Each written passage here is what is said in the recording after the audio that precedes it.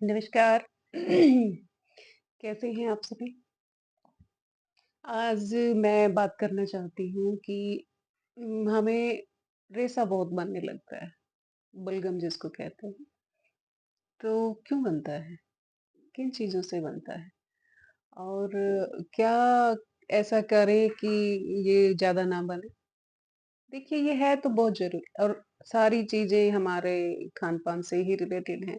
जैसा-जैसा हम खाते हैं, वैसे-वैसे रिज़ल्ट होते हैं। तो हमारा खान-पान तो रह गया वो जब एक 30s की एज में जो खाते थे अपना घी, दूध सॉलिड वाला, है ना?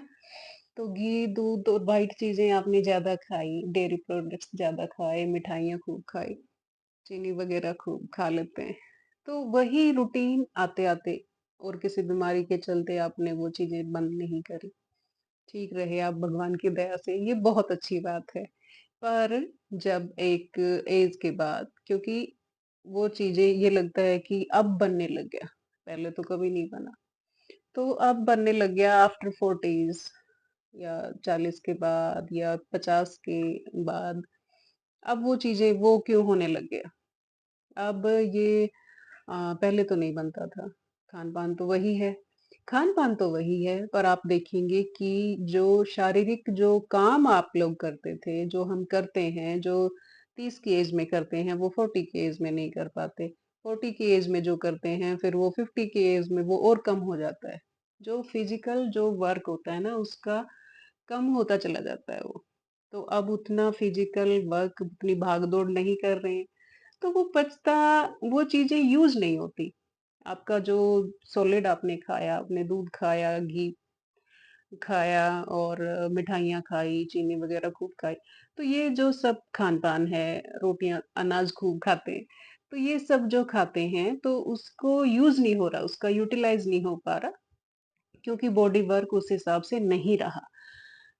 तो फिर ये बनता है और ये मेहरबानी है कि बॉडी का सिस्टम इतना ठीक चल रहा है कि उसको बाहर फेंक रहा है। आप बार-बार स्पिट करने जाते हैं और निकलता है बलगम। तो फिर क्या करें कि ये दिक्कतें ना हो? एक तो थोड़ा-सा लिमिट में कर दीजिए जो ये आप सॉलिड फूड खाते हैं, थोड़ा-सा लिमिट में कर दीजिए, फ्राइड खाना या घी या दूध एक थोड़ा-सा लिमिट में ले आइए। और इन चीज़ों का ज़रूर यूज़ करिए, जैसे अदरक हो गया, अदरक को कच्ची खाएँ, कच्चा अदरक इतना सा 1 इंच का टुकड़ा और अच्छे से साफ करके वो खाने से 15-20 मिनट पहले चबा-चबा के खा लें, तो वो आपके डाइजेशन को इम्प्रूव करता है। और फिर एक नींबू बिल्कुल नहीं खाते हैं, खट्टी चीज़ें कोई नहीं खाते हैं।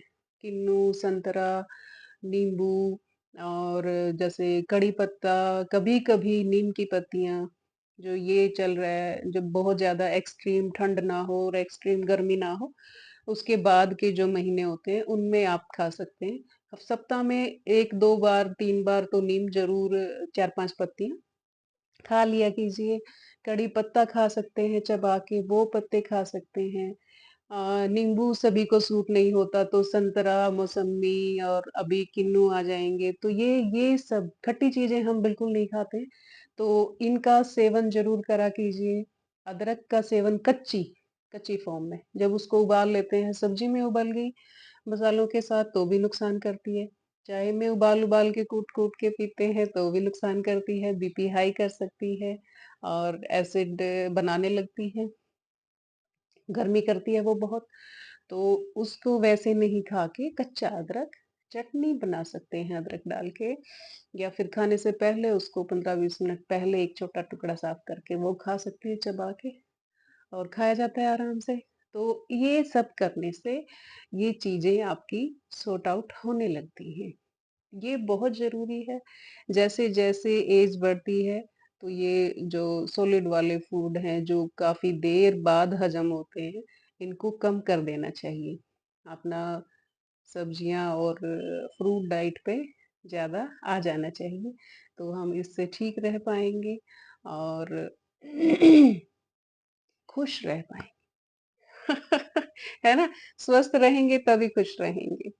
तो सभी के लिए ढेरों शुभकामनाएँ और सभी अच्छे से रहें, ठीक-ठाक रहें, ज़्यादा दिक्कतों का सामना नहीं करें। मेरी कोशिश यही रहती है कि जितनी कर पाऊँ, जो चीज़ें मेरे सामने आती हैं, जो मैं देखती हूँ मेरे घर में या फिर बाहर, मेरे आस-पास में या फिर आप लोगों से कोई बात पता चलती है, तो मैं वो सोचती हूँ कि उसके बारे में डिस्कस करूँ। जो समाधान मुझे पता है, वो मैं आपको दे पाऊँ। ये मेरी कोशिश रहती है छोटी-सी। सुनने के लिए धन्यवाद और अपने आप को ठीक कर लीजिए।